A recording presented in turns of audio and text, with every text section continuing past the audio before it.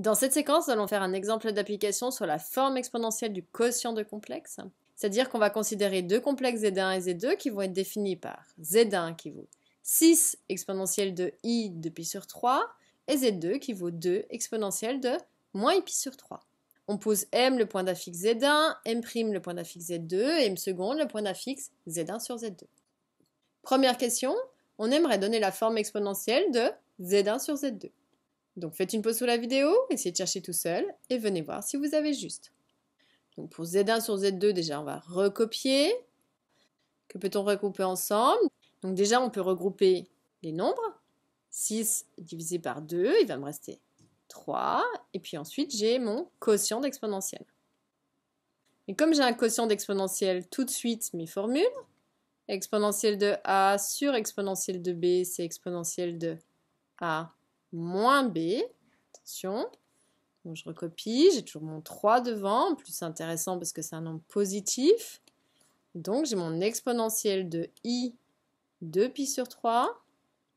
Et on a dit qu'on faisait moins. Alors attention, parce que en bas, ici, j'ai aussi un autre moins. Donc pour être sûr qu'il n'y ait pas d'erreur, parenthèse. Comment simplifier cela? Donc première chose, on peut s'occuper de la règle des signes. Moins, moins, ça va me faire ici plus. Et puis on s'aperçoit qu'on a i en commun. Donc je vais pouvoir mettre aussi i en facteur.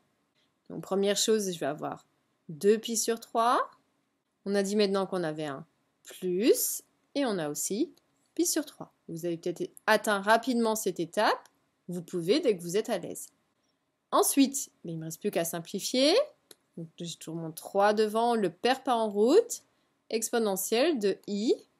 Combien? Et bien en plus, c'est intéressant puisque j'ai le même dénominateur, c'est tout sur 3. Donc 2pi plus pi, ça m'en fait 3pi sur 3. Je ne m'arrête pas là puisque je sais que je dois toujours simplifier avant de calculer. Et ici, je peux simplifier puisque en fait, on a 3 divisé par 3. Et bien, il va me rester 1. Du coup, il nous reste 3 exponentielle de i pi. C'est bien une forme exponentielle, puisqu'on a dit tout à l'heure, le nombre devant, il est bien positif, et ensuite j'ai mon exponentielle complexe.